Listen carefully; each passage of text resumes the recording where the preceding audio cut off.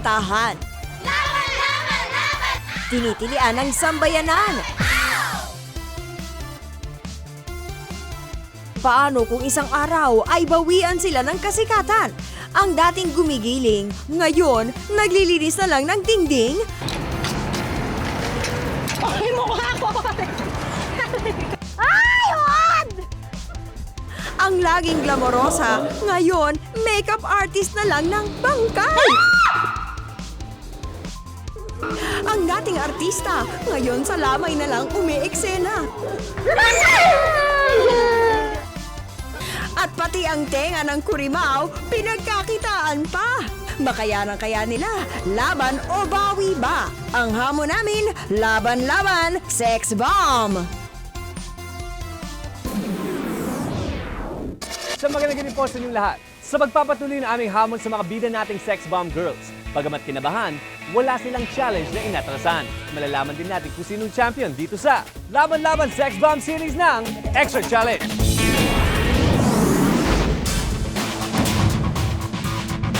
Kasi bata pa ako, gusto ko talaga maging pulis.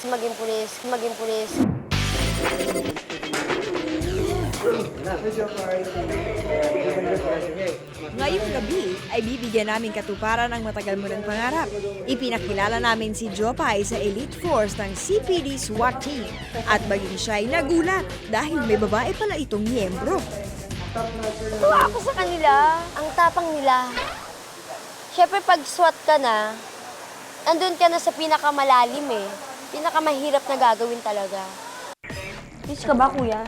Parang kang goon. Okay lang.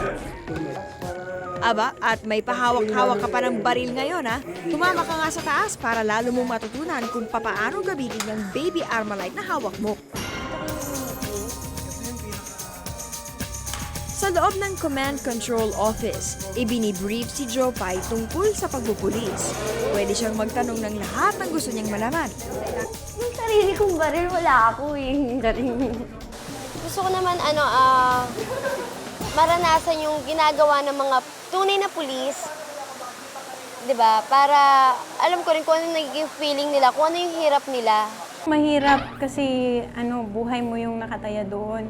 Risky ang trabaho, lalong-lalo na kung nasa field ka. Ayon sa mga nakausap ni Jopay, hindi puro paghawak ng baril ang pagiging pulis. Maraming pagsubok ang pinagdadaanan, mental at physical training, pati na rin academics. Wala siyang discrimination. Equal na nga siya eh. Yung ibang bagay na kayang gawin ng lalaki, kaya na rin gawin ng mga babae. So may gift kami sa iyo. If? Para fulfill mo yung sarili mo dahil di ba gusto mo maging police. Bibigyan namin sa ito para ma-experience mo. Suot mo ha.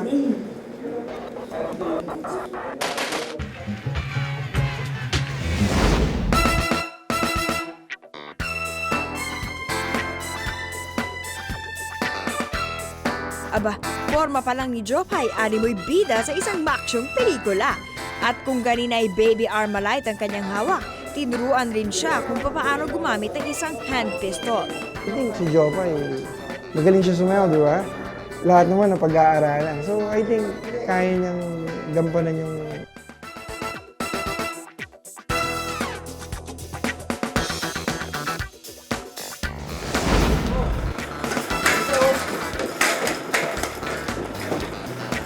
Alexander, 693 Alpha, proceeding Timog mo na to. Re-alarm 166. Let's go! Lalong nakabanding ni Jopay ang CPD SWAT nang sumama siya sa kanilang pagpapatrolyo sa Quezon City. Nakaramdam daw siya ng kaba at excitement dahil baka biglang magka-trouble sa kanilang pupuntahan. SWAT yun eh. Diba? Kahit ba sabihin mo, ako na rin lang, feeling ko pulis ako. Di raw malilimutan ni Jopay ang kanyang experience kahit papaano'y naranasan niya kung papaano maging alagad ng batas. Mahirap na mahirap, pero gusto nila yung trabahong yun dahil marangal. Tsaka, yun nga, sabi ko nakakatulong din sa bayan. Dahil kung tinuro niyo umawak ng baril, tuturuan ko naman po kayong spaghetti! Okay? 5, 6, spaghetti, ba, spaghetti, ba, Ibang klase pati SWAT, di nakatanggi na makisayaw sa ating bida. Spaghetti bumaba, Di alam ng karamihan, dream job pala ni Izzy ang maging newscaster at ang kanyang idolo, si Vicky Morales. Kilala, kabilang na si Senador Noli Di Castro. Kaya naman baka sa mukha ni Izzy ang kaba sa pagkaharap nila ng kanyang idolo. Pero maganda. At aba Izzy, wait ka lang pati ba naman pagka-cameraman, gusto mo pa rin karirin? Ay, good evening! IC! Hello! Welcome sa aking lungga, ang GMA Makeup Room. Pinapanood kita, feeling ko shucks. Ang Nagkaroon ng pagkakataon sina Izzy at Vicky Morales upang kilalanin ng bawat isa. Masayang. Eh kasi, first time kong makapanood ng live reporting na gano'n. Tsaka, ano siya siya yung lagi kong inaabangan. Kaya mo to. Dapat mag-sample tayo ng konti. Ha? Sample. Gusto mo rin ba yung lumalabas ka, naghahanap ka rin ng story? O gusto mo yung Yun po yung gusto ko, yung lumalabas po. Actually, mas enjoy yun. Kaya mo yan. Izzy talagang seryoso sa pagiging public affairs host. Kunwari yung weekends ko, yan, super sacred yung weekends ko. Ayoko nang ini-schedule sila. Dahil yun lang yung panahon ko sa family ko. Pero pag weekdays, ayan natanggap ko na yon. Pag uwi ko, umihilik na yung asawa ko. Pag gising ko, wala na siya sa tabi ko. O kaya ito yung dahilan kung bakit wala pa akong baby.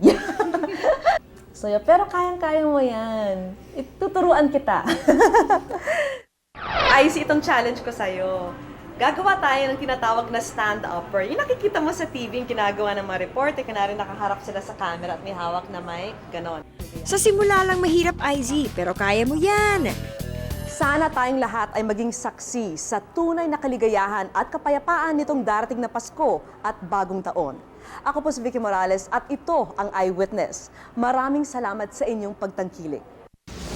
Okay, Izzy, oras na para mag-host ka ng public affairs na programa. 1, 2, 3, go!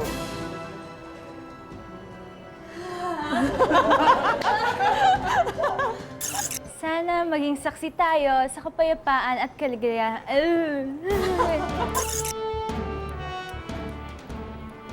Sana maging saksi tayo sa kapayapaan at kaligayahan itong Pasko. Ako po si Izzy Tresona. Maraming salamat po. Pwede. Thank you po. Izzy bagong karir yan. Natutuwa ako sa kanya. Ang bilis-bilis niya matuto. Parang konting coaching lang. Kuhang-kuha na niya kaagad. Ate Vicky, thank you talaga at binigyan mo ako ng time na turuan. Katuparan ng isang munting pangarap. Para kay Izzy, di niya ito malilimutan bilang isang magaling na mananayaw at balang araw bilang isang magaling na mamamahayag. Ang tunay na drama ng buhay. Ako po si Izzy Tresona. At ako po si Vicky Morales. At Ito ang Extra Challenge. Sa lahat ng mga pinagdaanan na pagsubok ng ating mga sex bomb challengers na sina Ira, Yvette, Izzy at Jopay, mula sa paglilinis ng salamin ng mataas na building, Sobrang ginhawa. Kahit napagod kami, walang nangyaring masama sa amin. Diba? Natapos namin ng masarap, masaya. paghahakot ng mga basura na may uod pa. Swerte ako, yung ganun. Kasi may talent ako. Kasi hindi mo kailangang magdaan sa ganun. Kahirap na trabaho. Pag-iaksa din naman nila kamag-anak na patay at paglilinis ng tenga ng mga kurimaw. Na-realize ko na napakahalaga ng trabaho. Kahit ba, kung ano man siya, kung ano man yung trabahong yun, dapat bigyan talaga ng halaga kasi hindi ganun kadali. May isa silang napatunayan. Ano man ang aming hamon, laban lang ng laban at wala ng bawian. Pagkatapos ng 5 challenges, ito na ang panahon para malaman natin kung sinong champion. Kaya't kilalanin natin ang mga palaban na sex bomb. Joffany Pagya! Maliit pa yan, talagang malapit sa akin yun.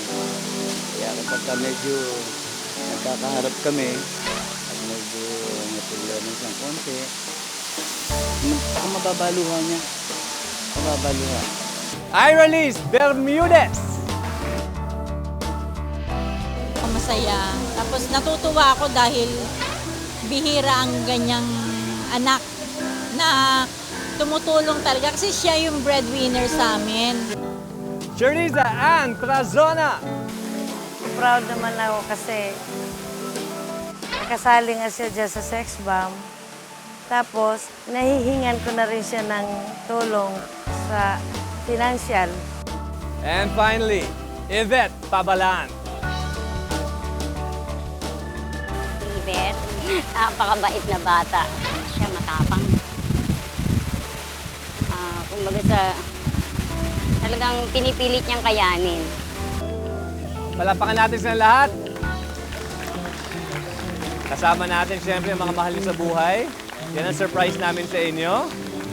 Naku, mga Sex Bomb Challengers, tonight is your night. Dahil tapos na ang mga challenges nyo. Alright, runners up. Scoring 100 points each, we have Ira and Izzy. Congratulations.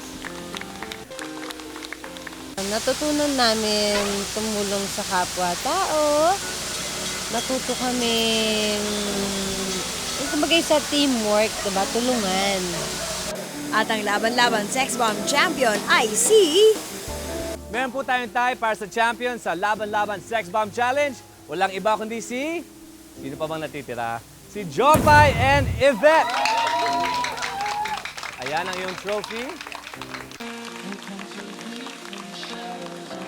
Yung tatlo, si Yvette, si Jopay, si Ira, yan palaban yan, di ba? Pero si Izzy, syempre nakita niyo naman ang tahimik na tao yan, mahiyain. Hindi mo maiisip na yung mga ipagagawa niya ay malulusutan niya. Congratulations! Imagine, nagawa niyo yan. Kakaiba kayo, Ning! Nako, tunay nga na patunayan ng ating Sex Bomb Beauties na palaban silang talaga. Pero inyo, di sila bumawi sa mga hamon namin.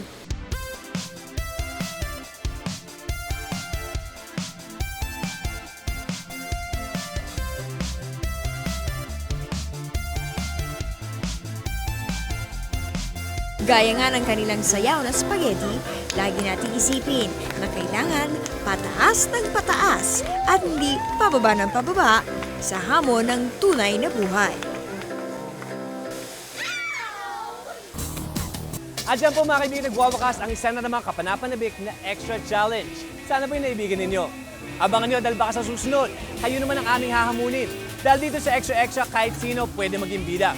Kaya kung sa tingin nyo kaya nyo aming hamon, huwag nang palalampasin na pagkakataon. Magkita-kita muli tayo sa Lunes pagkatapos ng front page. Dito lang sa programa kung nasaan ang tunay na drama ng buhay. Ako po inyong kapuso, Paolo Bejones, at ito ang Laban-Laban Sex Bomb Series ng Extra Challenge.